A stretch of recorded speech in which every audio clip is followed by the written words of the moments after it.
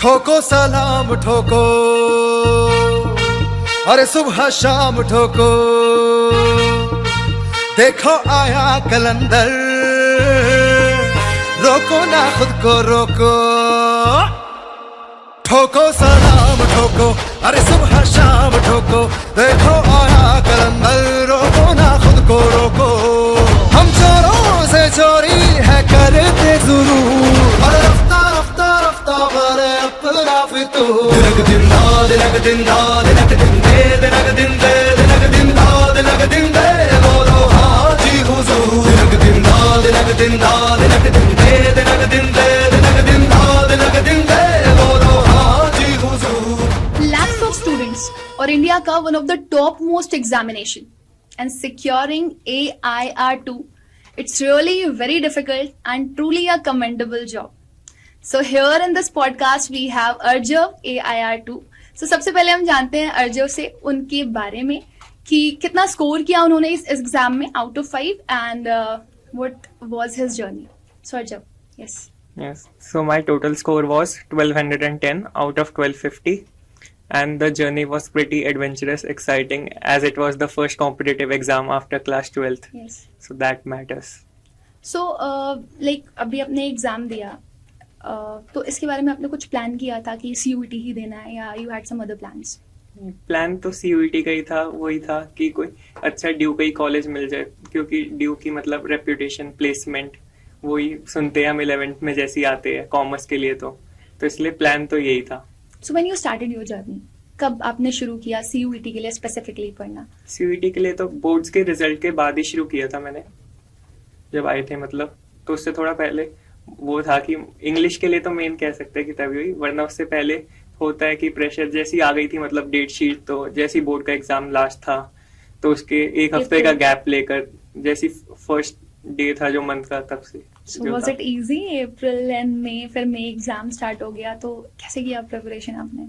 Main 12th का base अच्छा था मेरा कॉमर्स सब्जेक्ट्स में, तो मेन मुझे बस इंग्लिश और मैथ्स थोड़ी जैसे हो गया अगर हाई लेवल तो उसमें ग्रास्प करना था, तो बस वो थोड़ा मुश्किल था। बाकी कॉमर्स के सब्जेक्ट वो तो रेगुलर प्रैक्टिस रिवीजन चलती थी। कौन कौन से सब्जेक्ट्स दिए थे आपने? मेरे पास maths, eco, accounts, BSG and English. अच्छा, और सबसे टफ कौन सा रहा आपके लिए, मतलब कि ये तो मुश्किल था और लास्ट तक लग रहा था कि पता नहीं इसमें क्या होगा, and suddenly got the news AIR2 and खुशी से झूम उठे, ठीक है हो गया। सब्जेक्ट तो ये इंग्लिश ही था, क्योंकि उसमें आंसर की जैसे कोई श्योरिटी होती नहीं, पैसेज या कुछ की, तो उसमें बहुत टेंशन थी, क्योंकि उसमें ही मैंने छोड़े भी थे कुछ क्वेश्चंस, औरों में तो छोड़े नहीं थे, तो उसकी टेंशन ज्यादा थी इंग्लिश की। ओके, तो इंग्लिश की टेंशन ज्यादा थी, तो कैसे प्रिपेयर किया इंग्लिश आपने? इंग्लिश जैसे पहले फर्स्ट मंथ में तो मैंने ग्रामर कर ली थी, क्योंकि ग्रामर के जैसे आ गए तो ग्रामर थोड़ी कॉन्सेप्चुअल होती है कि आप क्वेश्चंस की प्रैक्टिस करके कर सकते हैं। फिर जैसे जब 13-14 को फर्स्ट पेपर हुआ तब जैसे पता चला कि वो कैप का सेक्शन ज्यादा आ रहा है, तो मैंने फिर वो ग्रामर पे मतलब कम टाइम ही दिया और वो कैप पे दे दिया, क्योंकि ग्रामर जहाँ तक मैचिंग में आ रही थी, तो उसमें तो एक भी आता है तो आप पेयर बना के कर सकते हैं वो, इसलिए। That's nice. अच्छा, अब आप यहाँ तक पहुंचे हो ऑब्वियसली, और फिर आप यू आर सेइंग दैट कि एग्जाम्स खत्म हुए, then I started taking pressure कि अभी CUET एग्जाम है, करना है, तो ऑब्वियसली चीज है like cracking the examination in just 1 month, और वो भी securing AIR2, it's not possible, it's not a one day work, क्योंकि रोम एक दिन में बिल्ड नहीं हुआ था। तो I just want to know कि आपका स्टार्टिंग से जर्नी कैसा रहा है, लाइक मतलब आप स्टार्टिंग से ही स्टूडियोज थे या फिर आपने लेटर ऑन नहीं डेवलप किया कि नहीं अभी ठीक है मेरे को और पढ़ना है, कुछ बेहतर करना है, या फिर कुछ अलग आपका सिनेरियो रहा? हैबिट तो मेन पढ़ने की तब से बन जाती है, जैसे जब स्कूल की प्रिपरेटरी लीव होती है बोर्ड से 1.5 month पहले, तो उसमें पैटर्न मतलब वो कंसिस्टेंसी आ जाती है कि रोज पढ़ने बैठ सकते हैं।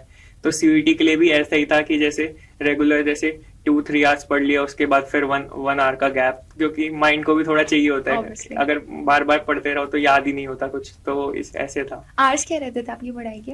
आज जैसे मेरे ऐसे फिक्स नहीं थे, मेरा जैसे टारगेट होता था कि जैसे एक दिन में आज एक NCERT ये कंप्लीट करनी है, एक ये मैथ्स के जैसे क्वेश्चंस करने हैं, तो वैसे टारगेट वाइज होता था।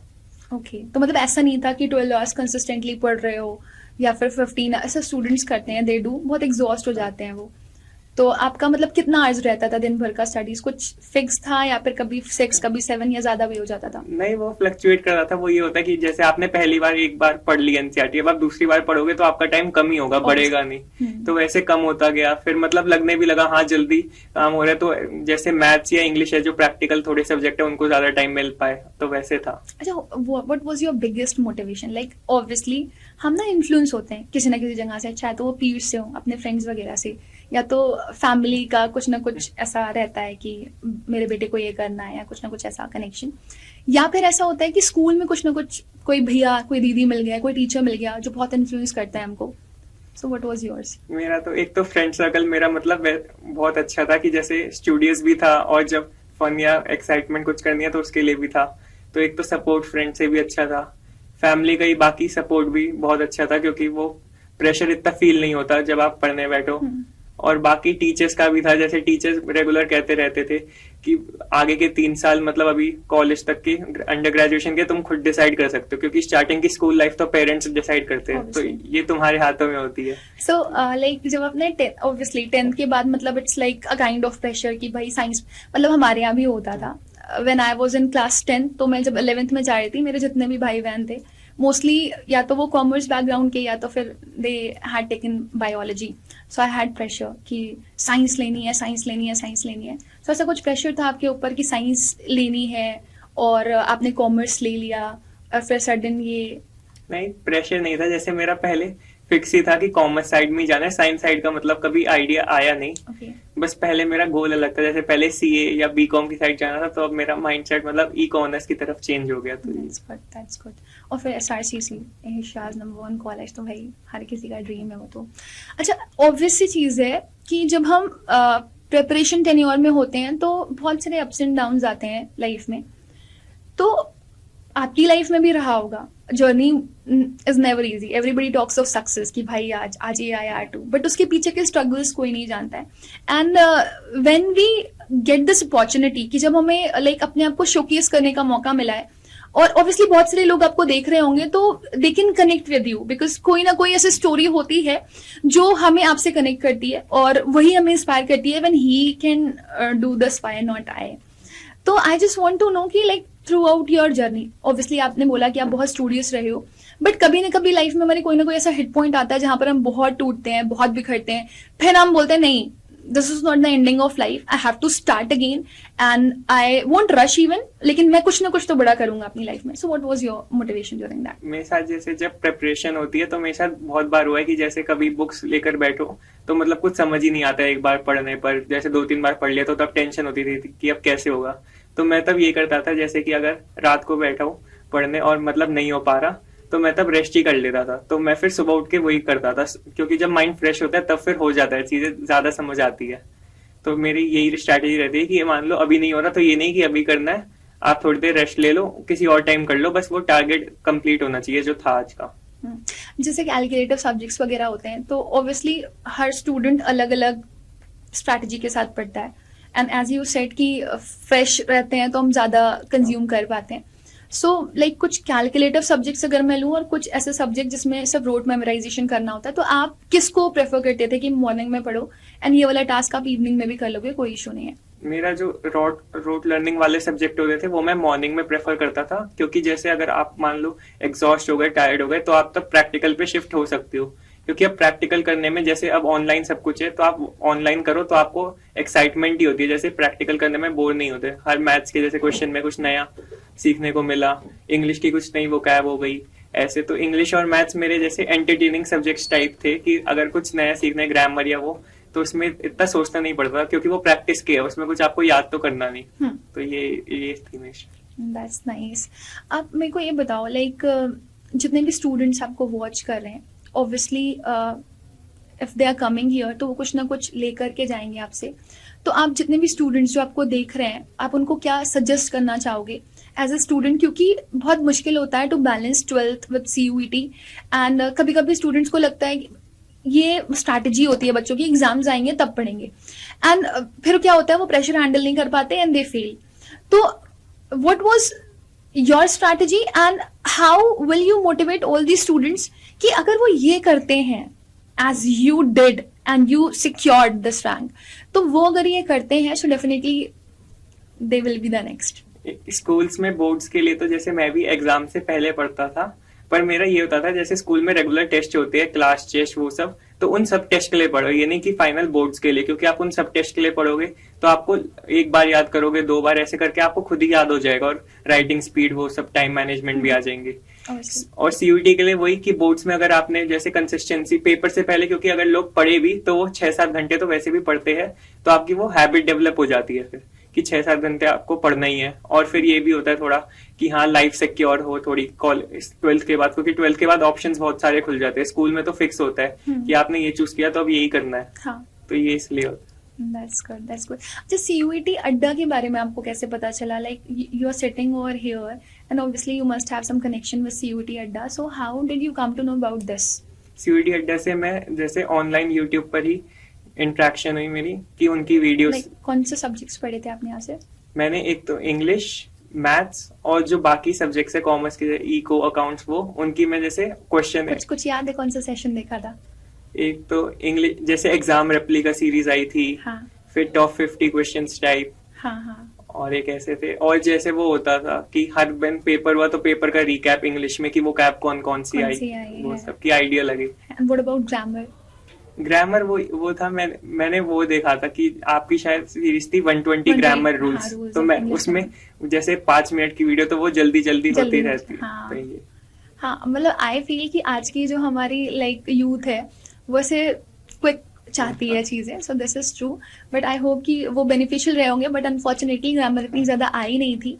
बट अच्छी चीज़ ये है कि सडन अगर कुछ चेंज हो रहा है तो आप उसको अडेप्ट कर रहे हो, एंड आई फील प्राउड कि हम अगर यहाँ पर हैं तो एज अ टीचर हम कोशिश कर रहे हैं बच्चों को वो दे पाने की कि आप ऐसे सडन कुछ आ रहा है, कुछ चेंज आ रहा है तो आप वो अडेप्ट कर रहे हो, वो स्टूडेंट्स को हेल्प कर रहा है। सो वो जो ऑल ऑफ द सडन विकैबुलरीज वगैरह आई एग्जाम्स में, एंड सडनली एडवांस विकैबुलरी स्टूडेंट्स बताते थे, उनका हम फीडबैक लेते थे और उनके रिव्यूज लेते थे, तो उससे कुछ आपका हेल्प हुआ? कुछ क्वेश्चन जैसे रिपीट हुए आपके, कुछ मिला आपको? वैसे मेरा ये था कि जैसे आप बताते थे रिकैप ये सब, तो मैं एक ही जगह वैसे नोट डाउन करता था, तो ऐसे मुझे अभी याद नहीं कि जैसे क्वेश्चंस रिपीट हुए या नहीं, पर जो मैंने नोट डाउन करके जैसे लिस्ट बनाई थी मैं उसको भी बार बार मेमोराइज करता था, तो उससे मेरी वोकैबुलरी जो पेपर में आई थी उसमें हेल्प हो गई थी अच्छी खासी। That's really very nice. कब था आपका पेपर वैसे? मेरा पेपर इंग्लिश का 21st को था। अच्छा, ओके। तो अभी आगे क्या करना है, क्या प्लान है? आगे अभी तो बीए इकोनॉमिक ऑनर्स, फिर उसके बाद कॉलेज लाइफ में हो सकता है चेंज हो जाए, पर अभी मेन जैसे एमए इकोनॉमिक्स या एमबीए टाइप ये है, आगे चेंज हो जाए वो ऐसे। अच्छा, लाइक अभी आपने इको ऑनर्स सोचा है करने के लिए, तो इसके लिए भी कोई इंस्पिरेशन था आपकी, या आपने सडन ऐसे प्लान बना लिया कि you have to do this? Inspiration type नहीं, जैसे हमारे आसपास लोग टीचर्स, उनसे मतलब पता चलता है कि स्कोप है आगे इसका ये सब, तो उससे मेरा मन बना था जैसे कि इसमें आगे बहुत स्कोप भी, और जैसे मेरा मैथ्स में इंटरेस्ट भी ज्यादा अच्छा है तो इसलिए। That's really very nice. अच्छा, आप जिस फैमिली में रहते हो, लाइक कुछ थोड़ा सा बताओगे अपने फैमिली के बारे में, क्योंकि बहुत मैटर करता है हम जिस एनवायरनमेंट में रह रहे हैं। एज यू सेड कि मेरी फ्रेंड्स सर्कल बहुत अच्छी थी, और बोलते हैं कि if you are in a good company you will become a gold, and अगर आप एक बैड कंपनी में रहते हो तो you will become a rotten egg. तो कंपनी बहुत मैटर करती है, लेकिन पहली कंपनी जो हमारी होती है ना वो हमारी फैमिली होती है। तो आपका फैमिली बैकग्राउंड मुझे बताओ, कैसा रहा, क्या रहा, और कैसे आपको यहाँ से हेल्प मिली? तो मेरी फैमिली में मेरे फादर और ग्रैंड मदर है, तो उनसे तो बहुत सपोर्टिव मिला कि कुछ भी रिसोर्सेज कुछ भी थे, कभी मना नहीं किया, जो चाहिए था रिसोर्स पढ़ने के लिए उसके लिए हमेशा हाँ ही भरी, और सपोर्टिव भी थे कि जैसे कि कोई प्रेशर नहीं था ज्यादा कि जैसे मेंटल ब्रेकडाउन ऐसा कुछ हो जाए पढ़ते हुए टाइप। सो आपकी फैमिली न्यूक्लियर है? Yes. And what about mother? She died. Okay, 2-3 years. Okay, so when it happened, sorry to ask? It was when I was in 9th April. Okay. 7th. Okay, sorry. 7th. Okay, so that's a kind of setback. I also lost my father in 2011. He was suffering with cancer. मतलब obviously बहुत सारी ऐसी चीज़ें होती हैं हमारी life में, setbacks आते हैं, बट ठीक है। आफ्टर योर मदर मतलब वो मम्मी का कोई ना कोई तो प्लेस लेता है ऑब्वियसली, या तो फादर लेते हैं, आपने कहा आप अपनी ग्रैंडमदर के साथ रहते हो, so who was the one जिसने आपको उस टेन्योर में संभाला? इंडिविजुअल, एक तो भाई बहन नहीं है, आप अकेले हो, तो after your mother who was your biggest That support? was my Taiji. So she was very supportive. Like she considered me as her own son only. That's really very nice. It's true. और ये life है, life is very unpredictable, कब क्या कहाँ कैसे हो जाए हमें नहीं पता, बट लाइफ हमें ये भी सिखाती है टू मूव ऑन, और जितनी जल्दी हम ये सीख जाए उतना ही अच्छा है. और गिव अप करना इज नॉट एन ऑप्शन, क्योंकि आई फील कि लाइफ से वन है. I don't know, people talk about reincarnations और रिसरेक्शंस की बात करते हैं, बट आई डोंट नो कि ऐसा कुछ होता भी या नहीं होता है. तो life is one and we have to do something very great. And I think आपने पहला स्टेप तो अचीव कर लिया, and where so ever your mother is, she will be definitely so proud. I am pretty sure about this कि आपकी mummy आपके ऊपर बहुत प्राउड होंगी, और उनकी बहुत सारी ब्लेसिंग्स आपको मिल रही होंगी और मिलती रही हैं. That's why you are here. And I wish कि आप लाइफ में बहुत आगे बहुत कुछ करते रहो, ऐसे ही प्राउड फील करवाओ अपने पेरेंट्स को, स्पेशली योर फादर, कि उनका सर हमेशा गर्व से ऊंचा रहे. एंड आई विश कि आपने जो भी अपनी लाइफ से चाहा है वो आपको मिले. एक last wish, as a wish मैं जानना चाहूंगी, कुछ ऐसा जो आपको लगता है this is something I want, मुझे करना है, and either by hook or crook I will do it, मुझे नहीं पता कैसे.